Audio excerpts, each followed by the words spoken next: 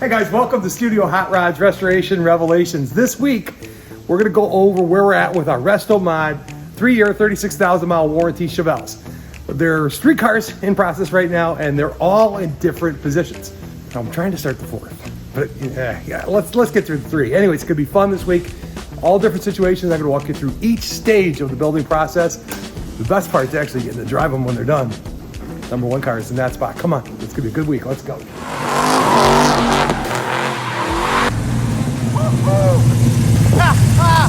Man, it's just a cool car. Wait till you see what I'm gonna do to it. It ain't even fast yet, baby.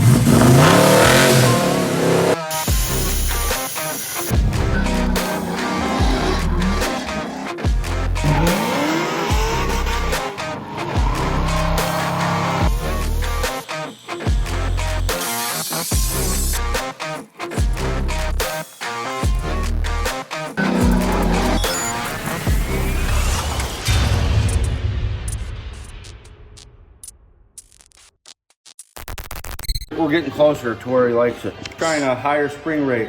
Those are the 650s. Okay, this is the 3rd set of springs we're putting in the front of this car. Why, ask me? Why? Because we're nuts? No, because we are not stopping until this thing is darn near perfect. We started with 450s, we went up to 500s, I went up to 600s, and now the 650s are going in. We are gonna have a great ride in this car. It is almost there, but I'm just fine-tuning it.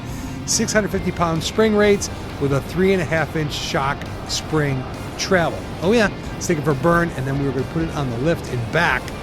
I'm gonna start digging into the rear shocks. Only fix one problem at a time.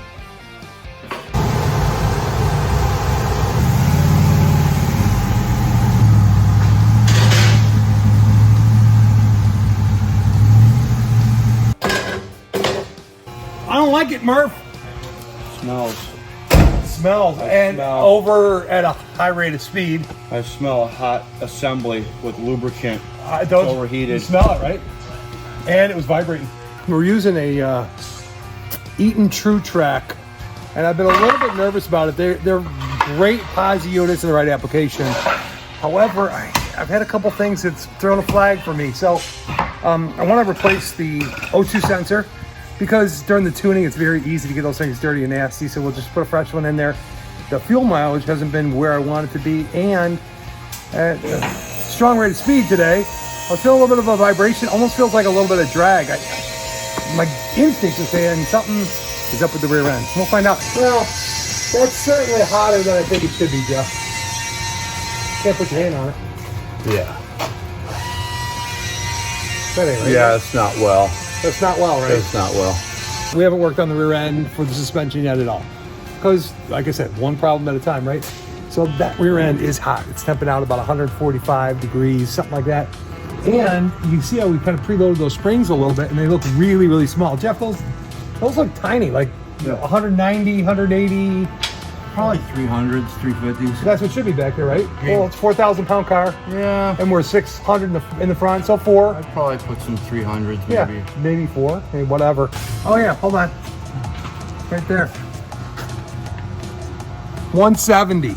Pete, you give me 170-pound springs for the back of my car? Yeah, that's what they come from. This is so wrong. Who sets these numbers? The number 1 car is all about tuning. It's not, number 2 will be so much easier than this, but this isn't even close. Pete ordered me like 350s.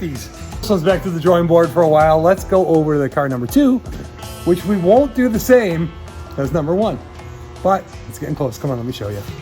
This is kind of like the 3rd phase of the build process. The first phase we're walking you through as we take the car apart. The second one is obviously prepping everything else and getting the engine and transmission installed into it.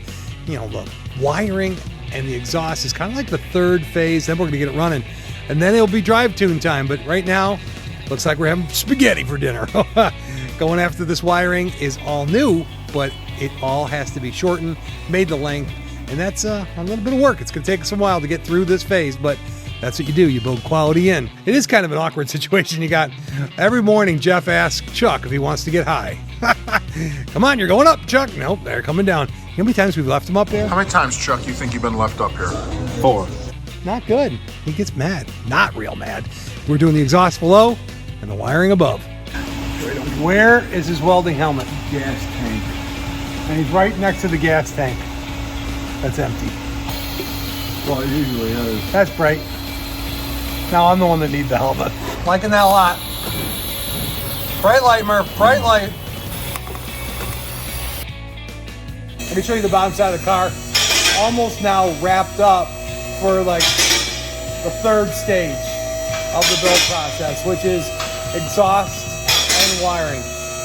It gets exhausting watching Chuck do the wiring. Look at our beautiful exhaust, all fusion welded, no H-pipe. The reason we don't do that is that way these LS motors can sound a little bit more gnarly. The H-pipe actually gives you a little bit more. Look at the ladder. That way, I don't have to feel guilty if I forget Chuck again. Anyways, gotta clearance one more thing right there around this exhaust, but you should be able to pretty much do pull-ups on an exhaust that's installed correctly in this car. I got a warranty, I gotta make sure it's gonna be okay. Rubber mounts, so the engine and transmission are hooked directly to it. There's a rubber mount between. This moves just a little bit. That's why you never get it any howling, growling, or ambient sounds inside the car. Very important that you isolate the exhaust away from the body of the car. See the spring?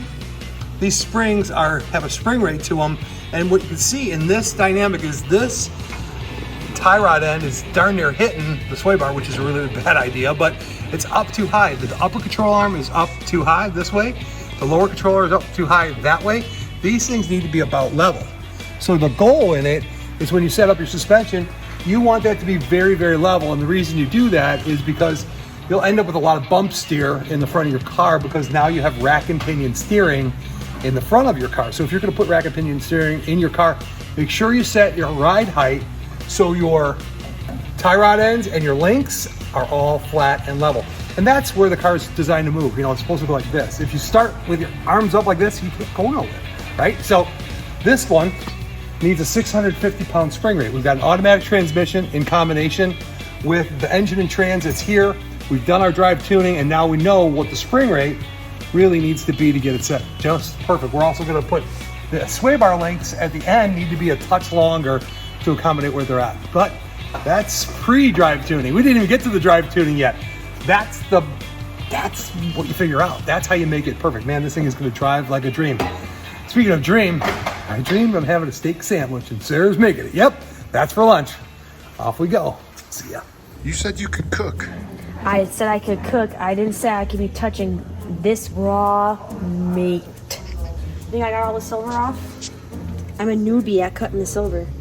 Wait till they see my coleslaw. Can I just get 2 large coleslaws, please? 2 large coleslaws? Yep, thank you. You too. I'm definitely beating Salty McSaltpan Scott Murphy. Me and Harold are on a team. You see that? Bam! Kick to the nose. I told you yesterday. I'd rather lose with her than win with you. You want to know why that tinfoil's down there? Why we stole your tinfoil? We use tinfoil to like wrap things in the body shop. She's salting the meat and she can let it sit overnight before she cooks it. That way you can kind of dry age and season that meat up a little bit, but you don't want to let it sit in water. Because if it sits in water, that's called a brine. My wrist is handicapped. Don't be salty. Oh, she's even got one-liners. Man, this ain't no $100 budget. Yeah, exactly. Wee. Now that's what I call the steak sandwich. This is the Rolls Royce of steak.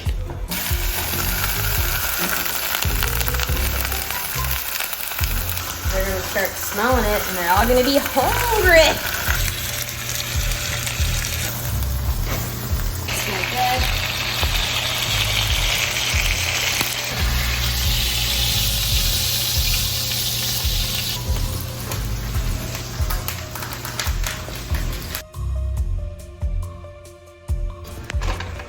Generous with the olive oil, so you want silky relish.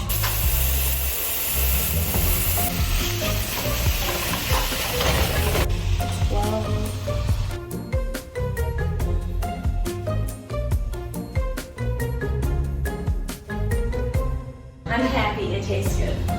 It smells good. We're gonna have a great lunch. Absolutely the best.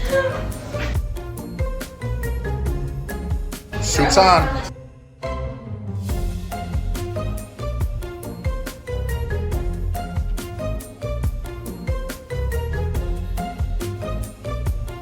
Sarah, you got an extra $100. And it was good. But I think this week I'm gonna try and beat it with maybe a steak sandwich like you did, but keep it in the $100 budget. Anyways, I think it's time to get back to work. One last trip. Let's go see the great ghost Chevelle. 3 cars at one time. Now we're gonna get this thing off the body jig and back in the body shop. Well, back in the body shop, then off the jig. So we'll push it around, and this is car number 3. Guess what? The Black Pearl's next. Oh yeah, kind of cool. I hope the body card holds together.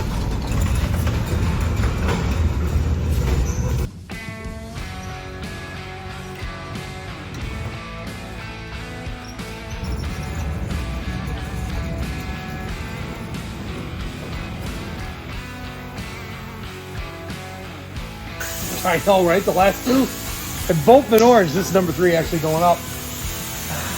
Kind of exciting. Does that mean I can start number 4?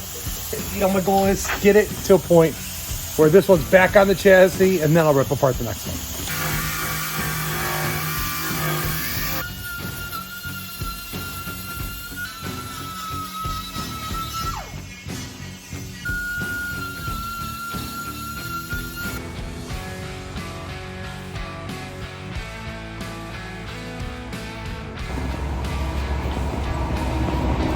Love the way this car handles. The LT4 is the first time we're actually putting it in. That's the first one with the Chevelle. So actually, we're trying to almost mimic the engine location we got here because we like it so much. The way it handles, the way it performs. So just kind of figuring that out. We're not going to let anything get in our way. Looks very much the same header. Pretty close. Close enough. Very close. Close Very enough. close. That's within a half. It's close enough to call it. Basically what we're doing with the location of the engine and trans is because this one needs to be sunk in the weeds a little bit, and from our learnings from the last 2 Chevelles or 3 that we're on at this point in time, we know that the suspension movement that we're looking in combination with the location of the motor and the transmission is going to affect the ground clearance, right? Because you got 3.5 inches of travel total in the shocks. We don't want to minimize the amount of travel even if it's sunk in the weeds. The reason being is it'll affect the ride quality a lot. So it may not look like we know sometimes what we're doing, we actually do. It's just, this is the first time on this one, and you got to take all that into consideration. Purposefully design your ride quality into it, and that actually makes a difference with the location of the motor and the trans. Crazy, all right? Because we're sinking her in the weeds. We actually got to lift the engine and trans up just a little bit in orientation. It'd be nice if we get it right the first time. That's the problem, is 2 times, 3 times you're out. So this is as far as we're getting, I think, this week on this one. I actually have to order some new motor mounts.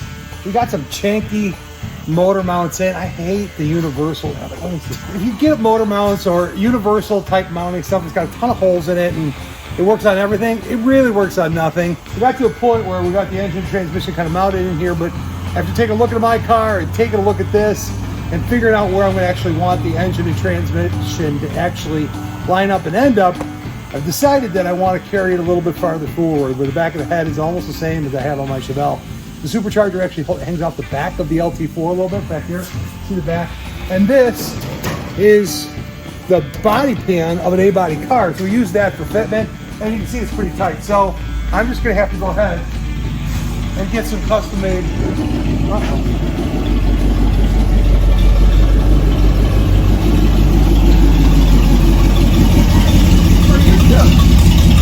We can drive that thing.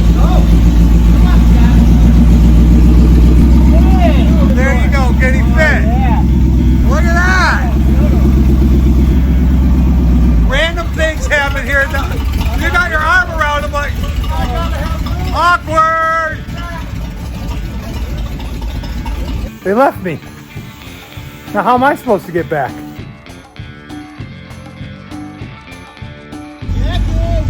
Come on in. Anybody want to ride? No. What do you think? Plenty of room. We got a lot of room. So I'm thinking that's how this part of the episode is going to end up. He just shows up and they take off in the other car. Anyways, I'm going to go take that motor home and get it back in the lot because summer's coming and we are going to have some fun as we transition. Here they come. Let's get them back. Hold on a second. They did come back. Murph, it messed up your hair. Come on, Murph, you can do it.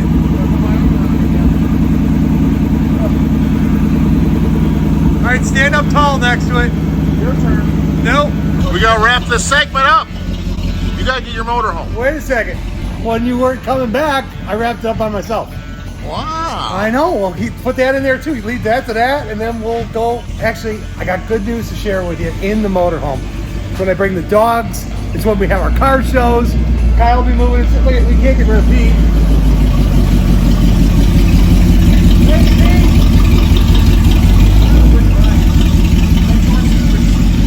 It's just a weird life. Come on, let's go get that motorhome.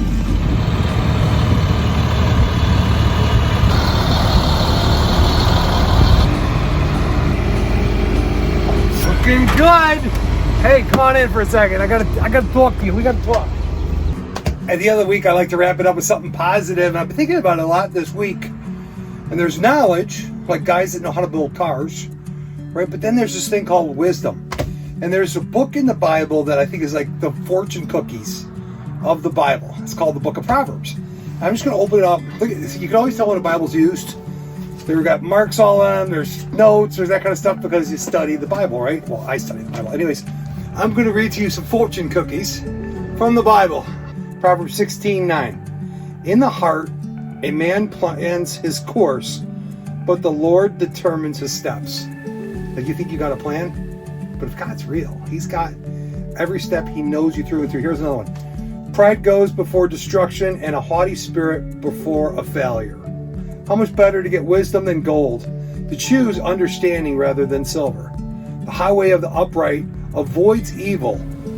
He who guards his ways guards his own life. Well, I share that with you because wisdom and knowledge are totally different.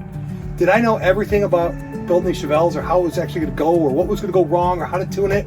No, but I'm gaining knowledge as I go. One last fortune cookie, ready? A man of knowledge uses words with restraint. A man of understanding is even-tempered. Even a fool is thought wise if he keeps silent. Maybe I should shut up.